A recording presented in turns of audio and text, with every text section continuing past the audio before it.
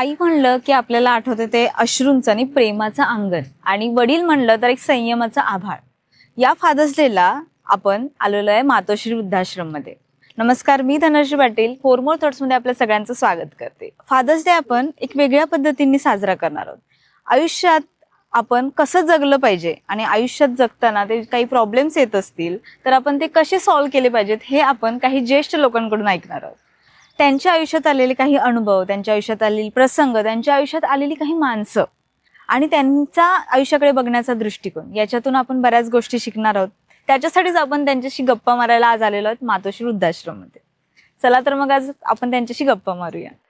Fathers डेचं celebration करण्यासाठी आपण आज इथे आलो, तर आज आपण पहिल्यांदा या आजोबांशी गप्पा मारायला सुरू करूया.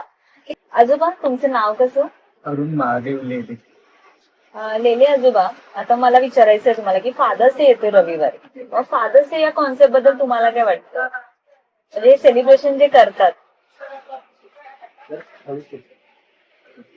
असं बघितलं तर ही जी कल्पना आहे तुमची तशी चांगली आहे. जे काही तो निराधार आहे त्या गोष्टीची मदत करते आणि त्या मित्राबद्दल प्रेम राहणं, वाटणं, सहानुभूती ही सगळ्यात महत्वाची गोष्ट आहे.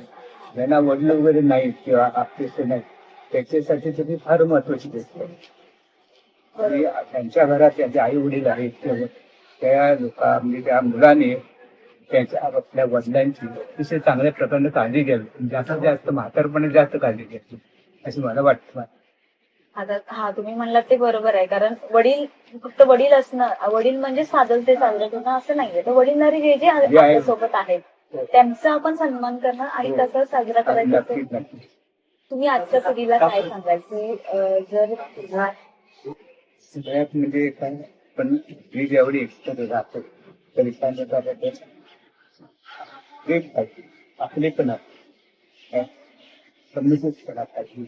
तर या सगळ्या गोष्टी होऊ शकतात. कुटुंब म्हटले की एकामेकाबद्दल आस्था पाहिजे तर ते सगळं चालतं. तुमचं लेख चुकला तर त्यामुळे दुसऱ्यांना सांभाळून घेतलं पाहिजे. चुकत कोण नाही असं नाही, पण सगळ्यांनी एकमेकाला सांभाळून घेतलं पाहिजे. आणि आई वडिलांनी मुलं जेवढी चुकीची वागतात त्यावेळी त्या त्या वेळेला त्यांना सांभाळलं पाहिजे. तर ते सगळ्या गोष्टी पुढे येतील. आणि मुलांनी सुद्धा आपले आई वडील जर आपल्यासाठी एवढे कष्ट करत असतील तर त्यांच्या इच्छा त्यांनी सगळ्या पूर्ण केली पाहिजे तुम्हाला वाटतं. आणि आता आता तुम्ही इतके वर्ष आयुष्याची घालवली, तर मग जगण्याची सोपी पद्धत तुमच्या दृष्टीने काय? इतर पूर्णपणे प्रामाणिकपणा बाबा. आपल्याला जे काम दिले सोपवले ते प्रामाणिकपणा आणि आपला देश जिथं राहतो तिथं लोकांच्या बद्दल प्रामाणिकपणा, चांगली बोलली जाईल ते हे आपलं म्हणून राहायचं तर होतं. पण आपण परकेपणा नाही दाखवायचा, आपलं म्हणूनच काम करायचं तर ते सगळं व्यवस्थित. हो, नागरिक म्हणून नक्कीच करतो 100%. प्रत्येकाच्या आयुष्यात स्वप्न असतात, वेगवेगळी स्वप्न असतात ती पूर्ण करण्यासाठी आपण धडपड करतो. आयुष्यात स्वप्नांना किती महत्व दिलं गेलं पाहिजे? न बघवणे प्रत्येकजण स्वप्न बघतच होतो. योग्य अयोग्य स्वप्न म्हणणं आपल्याला आवाका बघून बुद्धीत आवाका ती मानसिक शारीरिक क्षमता बघून स्वप्न बघायला काय हरकत नाही. सगळी जी काही चांगली स्वप्न आहेत सगळी ती करायला काय हरकत नाही. जशी चांगली पाहिजे ती आणि त्याप्रमाणे सगळी तुम्हाला ध्येय मिळालं पाहिजे तर ती स्वप्न आणि ती स्वप्न पुरी करण्यासाठी तुम्ही स्वतः धडपडलं पाहिजे तर ते होतात. दुसऱ्याला अवलंबून राहून किंवा असं तुम्ही म्हणाल तर ते करू शकता. आता आपण म्हणलं की स्वप्न किती महत्वाचे आहेत आयुष्यात, पण यश आणि आनंद याच्यामध्ये जर आपण बघितलं तर कशाला जास्त आपण प्रयत्न केला पाहिजे? काय आपण जे काय चांगलं काम करतो त्याचा जो आनंद आहे की नाही तो फार महत्वाचा. तुम्हाला कधी छोटंसं काम करेल ना त्याच्यापासून जो तुम्हाला आत्मिक आनंद मिळतो तो फार महत्वाचा तुम्हाला वाटेल. बरोबर. म्हणजे कुठलंही काम करत असेल तर त्यातून तुम्हाला मन लावून एक प्रकारे यश असेल. ते छोटं काम असून नाही तर मोठं काम असून ते शक्यतो विधायक असावं काम. तर प्रयत्न सोडायचा नाही एवढं यश मिळवू नाही तर नाही दोन. तुम्हाला काय वाटतं देव असतो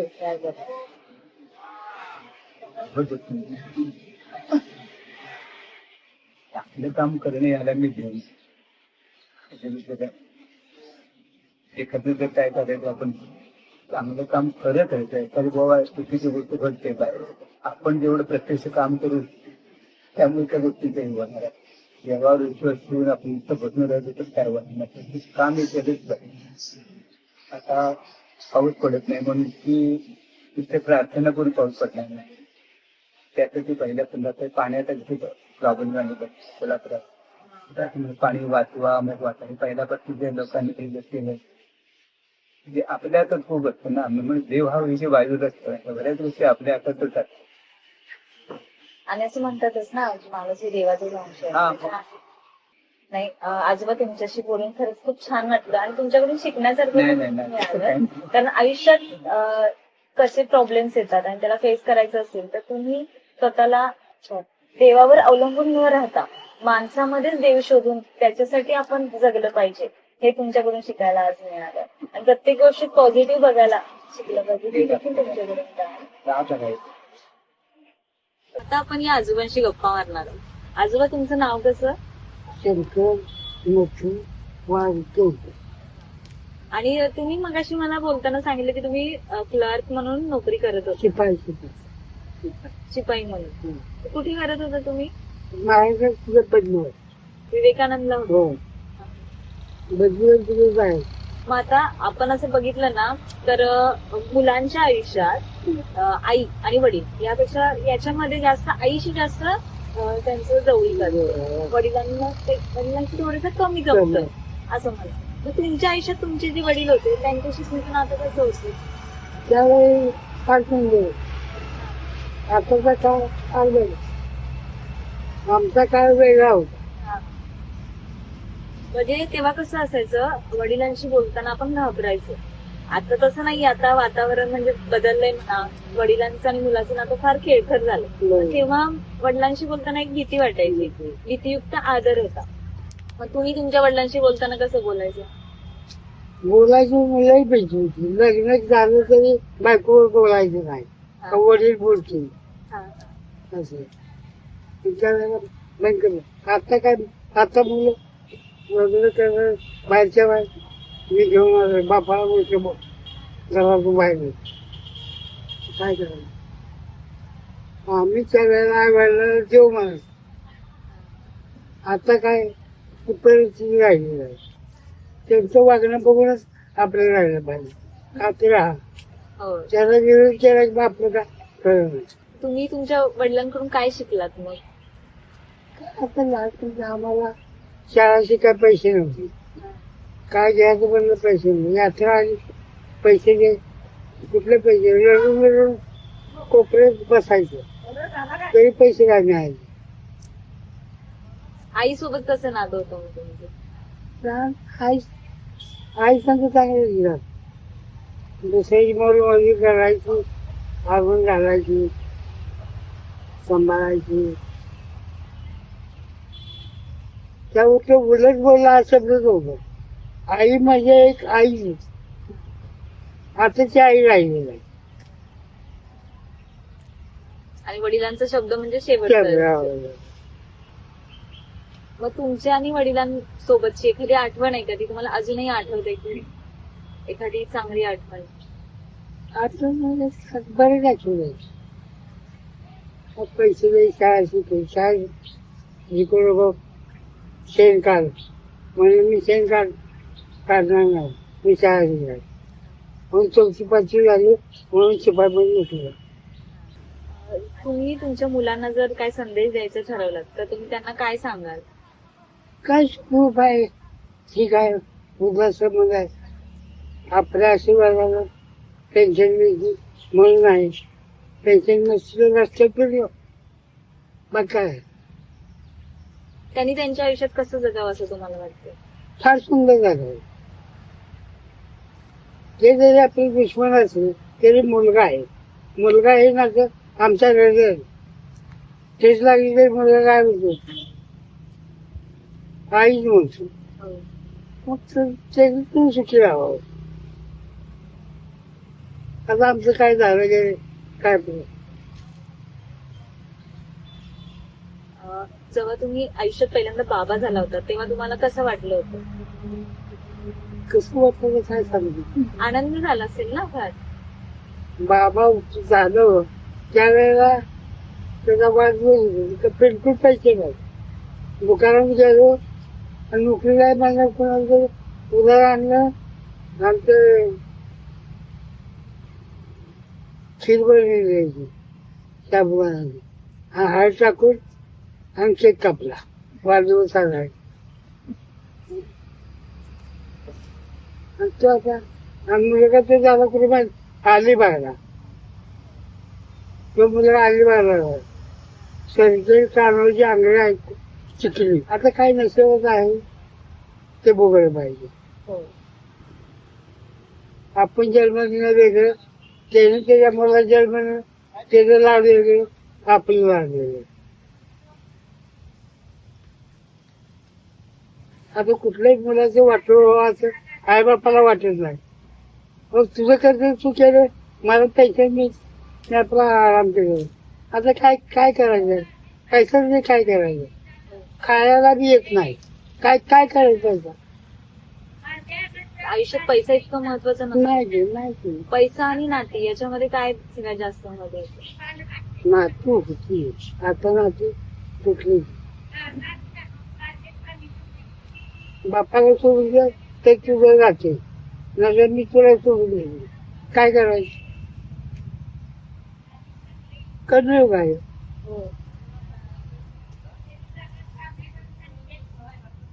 मुलाचं वाटलं होण्यापेक्षा आपणच घर सोडून गेला फार तरी.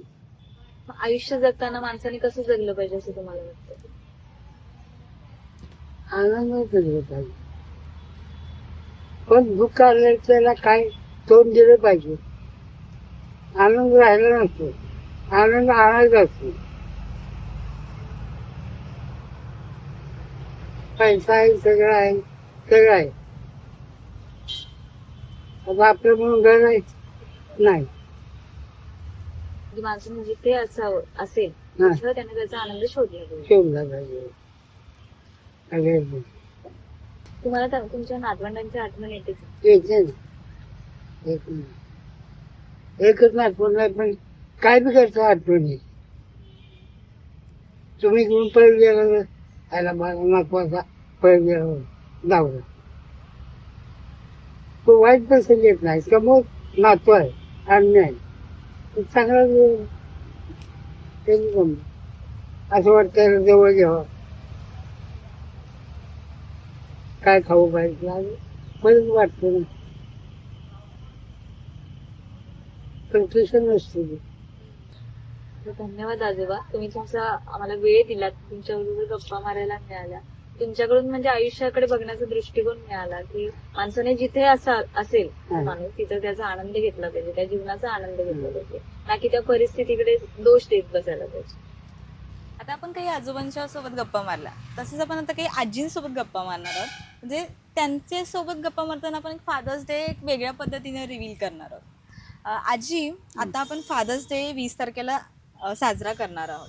म्हणजे बघितलं तर आपल्या आयुष्यात आईचं जसं महत्व असतं तसं वडिलांचं देखील इतकंच महत्व असतं.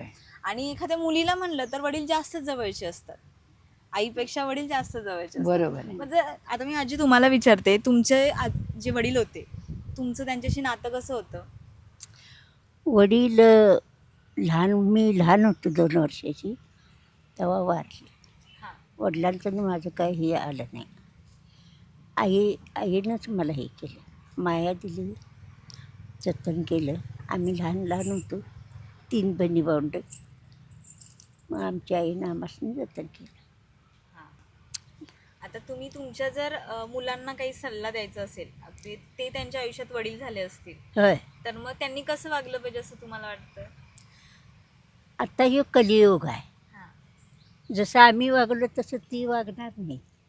पहिले जरा दिवस वेगळं होतं आणि आताचं जरा वेगळं आहे. ते आम्ही आमच्या ह्यानं जर वागा म्हणलं तर आता ते वागत नाही आणि आपण सांगू शकत नाही. त्यांच्या इच्छेनं त्यासनं कसं राहायचं तसं त्यांचं तिने ठरवायचं. आताचं कलियुग आहे, कुणी कुणाला बोलता कामाचं नाही. नाही बोललेलंच बरं, सगळ्यात उत्तम. बोलाने बोलून घ्या, हेच होणार. म्हणताना आपण काय सांगायला जात नाही. तुम्हाला जसं पटतंय तसं तुम्ही करा, तुम्हाला जसं शोभतंय तसं तुम्ही राहा. बरोबर आहे. हा? तसंच आहे. असंच चाललंय. त्यांच्या ह्याच्यात आहे. तुम्ही तुमच्या वडिलांबद्दल काय सांगाल आजी? मी पण लहान होते, हां सगळ्यात लहान मी, हां आणि आमचे सगळे मोठे होते, त्यामुळे मला एवढं वडिलांचं पण माहीत नव्हतं जास्त लवकर. त्यावेळेला कशी हे व्हायचं, हां मुलं भरपूर ना, त्यामुळं मी शेवट नंबर होते हां हां हां. आणि लहान होते, त्यामुळं वडील गेले त्यावेळेला मला काय एवढं माहीत नव्हतं, कळत नव्हतं. बरोबर. हां, पण आईवडिलांना मी बघितलंय चांगलं. हां, खूप लहान होते मी.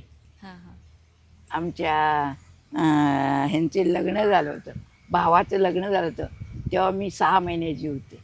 अरे हां, असं म्हणजे त्यावेळेला ते होतं ना हां हां. पूर्वी. आता तुमच्या जर मुलांना तुम्हाला काही संदेश द्यायचा असेल की बाबा त्यांनी त्यांच्या आयुष्यात वडील म्हणून जबाबदारी पार पाडताना कसं वागलं पाहिजे असं वाटतं तुम्हाला? तरी पण आता जरा सांगायला पाहिजे त्यांना. हां आता परत पिढी आता हे आले ना. हां, कारण तुमच्या वेळेचा काळ वेगळा होता. हो, वडिलांकडे बघताना एक आदरयुक्त भीती आदरयुक्ती, असायची बरोबर. आणि आता ते थोडंसं नातं वेगळं झालंय. आता खेळीमेळीचं नातं झालेलं आहे, त्यांच्यामध्ये फ्रेंडशिप आली आहे. मग त्यांनी आता कसं Friendship. हां त्यांच्या मुलांना कसं ट्रीट केलं पाहिजे असं वाटतं तुम्हाला? तसंच त्यांनी करायला पाहिजे. ह्या पण म्हणल्या तसं चांगलं वागा, मुलांच्यावर चांगलं वागा, आणि वडीलधार आहेत ना तुम्ही, मुलांना शिकवा सगळं चांगलं, अध्यात्म, देवाचं सगळं, हे सगळं व्हायला पाहिजे. देवाच्या बाबतीत आता पहिल्यासारखं राहिलेलं नाही. आता देवाच्या बाबतीत कमी आलाय, कमीपणा हे आलाय आता देवाचं, ते व्हायला पाहिजे. म्हणजे मुलांवरती संस्कार मुलांच्यावर संस्कार चांगले केले पाहिजेत, चांगले केले पाहिजे. आजकालची पिढी जरा हेच आहे ना, म्हणजे कसं आता नवीन पद्धती निघाल्या आहेत, त्याप्रमाणे वागा तुम्ही, वागायला काय नाही म्हणत, राहा तुम्ही तसं राहा, पण आई वडिलांच्यावर आदर ठेवा. हां, आणि वडिलांनी पण मुलांना शिकवावं चांगलं.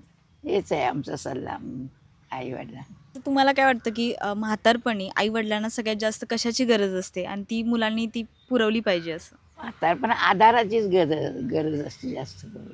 हां पैसा असतो नसतो, येतो जातो, पैशाचं हे नाही, पण आधाराची आवश्यकता असते मुला. आणि ती कसं, मुलं सर्व्हिसला असतात, मुलं लांब लांब गेलेली असतात, दुसरीकडे गेले असतात, ती तेवढी मिळू शकत नाहीत आधार.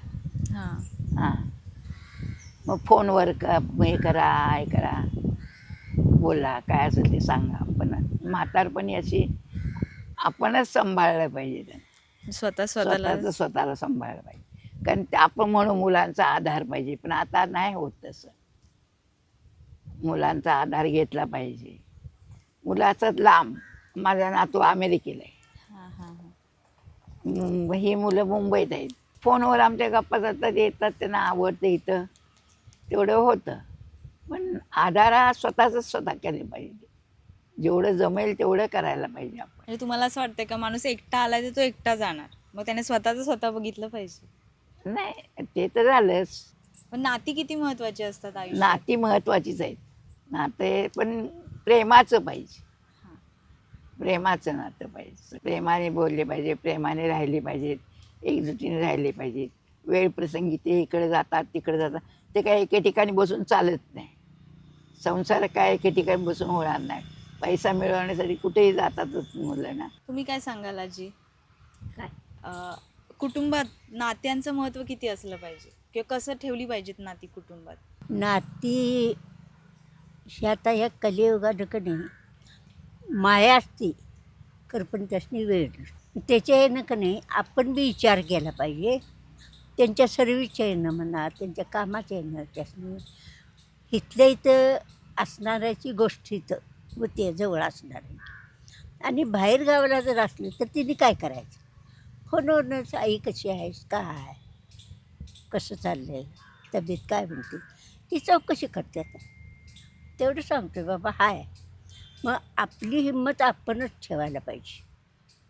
ती येत नाही तर आपण खटून चालत नाही. पूर्वी एकत्र आपण कुटुंब. हां, ते पूर्वीचं पूर्वी गेलं, ते जमाना वेगळा होता. ते आताचा जमाना काय, नवरा बायकोनी एकमत झालं. त्याशी सासू नको, सासरा नको, दीर जाऊ कोण नको, दोघं जणच. मग ते आपल्याला घेऊन करायचं काय, तिकडं दोघं राहू देत नाही, एकटी राहू देत. त्यांच्या ह्याच्यात जायचं नाही, जसं आहे तसं चालवायचं. आपण कोणाला काय बोलायचं नाही. जसं तुम्हाला पटतंय तसं तुम्ही करा, हेच सांगायचं. आणि आपण जरा खंबीरपणानं राहायचं. ते आलं नाही, ते आलं नाही हे म्हणायचं. कवा त्यासनी वेळ मिळेल तेव्हा येतील, नाही तर नाही येतील. फोनवरून तरी बोलतात, त्यातच आजकाल समाधान मानायचं. तसंच आहे, फोन हो शिवाय ना. नाही. लांब लांब त्यातच असतात. समाधान मानाय पाहिजे. मग आता काय करायचं, आपल्या मनाला आपण समजून घ्यायचं. आणि आता जी येणारी पिढी आहे, जी तुमची नातवंड असतील, त्यांना जर नात्यांचं महत्व जर सांगायचं असेल तर तुम्ही सांगायला कसं लागतं. सांगाल? प्रेमाचंच ठेवा आपण. सांगतो की आपण, तुम्ही बाबांनो, शिका. शिका चांगलं, चांगली बुद्धी तुम्ही ठेवा, वाईट विचार करू नका. काय तर ते मुलांनी ऐकलं पाहिजे. ते काय म्हणतात, हो आम्हाला सगळं माहिती आहे, सगळं माहिती आहे तर अरे आम्ही सांगतेल तर त्याचं काही नाही काय. हो अनुभवाची पण बोल असतात. हां, होय नाही तर काय करतो, अशी एखादंच मूल चुकून बोलतं. अशी सगळी नातवंड होत नाहीत. त्याच्यातही फरक आहे त्यांच्या ह्याच्यातून. काय करायचं मग, आहे तसं चालवायचं. चला, भिवून चालत नाही. आबातली गाडी दाबात चालवायची. पण पैशापेक्षा नाती पण महत्वाची आहेत. हा. नाती आता महत्वाची. नात्याचं कट्ट काय राहिलंय. लांब लांब असली तरी नाती चांगली ठेवावी. म्हणजे नात्यांमध्ये सगळ्यात जास्त प्रॉब्लेम होतो तो अपेक्षा ठेवल्यामुळे एकमेकाकडे. हा. जसं तुमच्याशी बोलवताना जाणवतं की माणसाने अपेक्षा नाही अपेक्षा कमी करायची, ठेवायची. अपेक्षा कमी करायची. हां, अपेक्षा आता आजकाल ह्याच्यात करून उपयोग नाही जास्त. आपणच समजून घेतलं पाहिजे कसं राहायचं, कसं वागायचं ते. म्हणजे इतर नाती आपल्यासोबत असतात जी आपल्याला रक्ताने हो, जोडलेली हो, आहेत, पण ही जी आपण जोडलेली माणसं असतात, मित्रमैत्रिणी आहेत, तर ती पण तितकीच महत्वाची असतात काय? हो हो, रक्ताच्या नात्याने एवढीच. तशीच. म्हणजे प्रेमाचं नातं असतं ना ते, हां. म्हणून तर ती टिकून राहिलेली असतात. मग ती पाहिजेच असतात. आणि त्यामध्ये अपेक्षा पण कमी असतात. का आपण आपल्याला आठवण आली की फोन करायचा, केव्हा येऊन जातात.